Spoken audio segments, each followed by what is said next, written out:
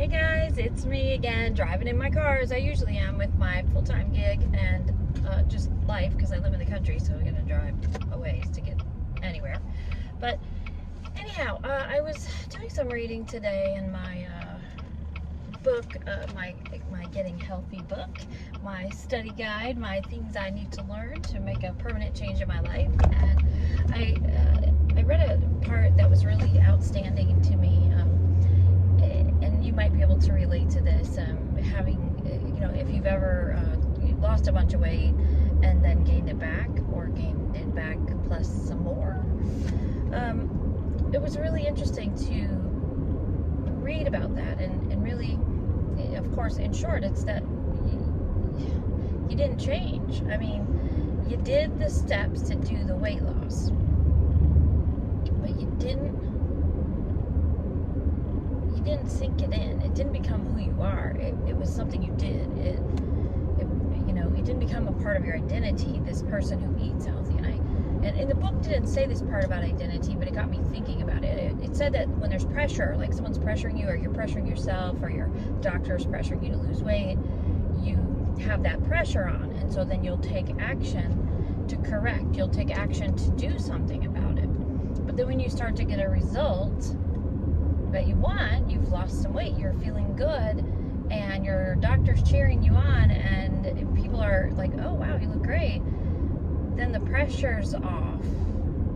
And then you start thinking, well, I've done this now, I've done this thing, I've done this activity to lose the weight, and I feel good, and now I want to live. Like some people, the book even said, some people will hit their goal weight and go out for a big giant juicy fat burger.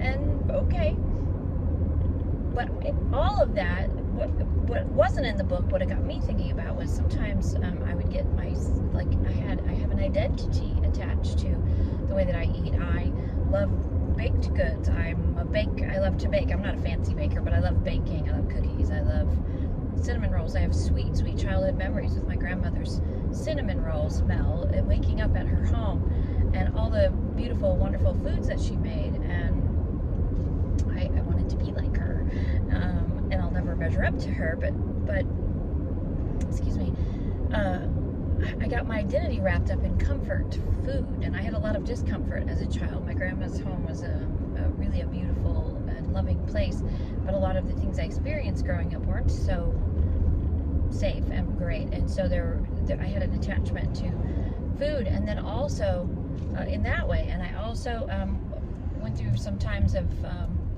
as a child having a pretty empty refrigerator, and feeling afraid, feeling like there might not be more food, and thank God there was food. I didn't starve to death, clearly, but there were times that it was pretty scary. And then I was a single mom, and there was times for a long time with a lot of kids, and there was times where the refrigerator, I would get nervous if the refrigerator, even if I had the money to go grocery shopping, I felt nervous because my refrigerator was getting a little low. So a lot of who we are and become are attached. We have our in the positive, we have our Thanksgiving memories with our family, and these tasty things, and our making Christmas cookies, or whatever attachments you have to food to get you through to your hard times. Food can sometimes act as a friend, a security blanket, a buffer, a diversion from talking about the things you don't want to talk about, or feeling the feelings you don't want to feel.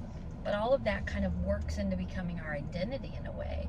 And so interrupting the way we eat and eating a new way, we can do, because we lose, if you buckle down, we buckle down with our willpower, and we learn to eat different, we eat different foods, but we kind of do it begrudgingly, because it kind of fights against that, whatever that background identity thing is that we have going in our heads. And so it kind of connected for me, that reading the book, that the yo-yo dieting is because you do an activity to get a result, but you don't change the way you're thinking about yourself, or what makes you happy, or all those drivers that I just mentioned, the scarcity as a child, the fear of scarcity as a single mom with lots of kids to feed, the joy of cinnamon rolls with your grandma. All of those things are tied in. And so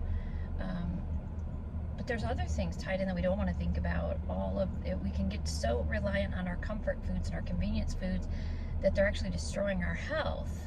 They're not just making us fat. That's uncomfortable. Just being too chubby in your clothes and not feeling like yourself and being winded all the time. That's just all sort of on the surface. That's the stuff we see, but your internal health is being affected. So, you know, if not now, eventually. And so to make that shift, to not just lose the weight on whatever, every program is good. People, not every program is good. Many programs are good and people have lost weight on them, but they don't stay, they don't maintain, they don't, because they think they're maintaining being on a diet. They don't think they've found a new identity as a healthy person who makes healthy choices and does healthy things.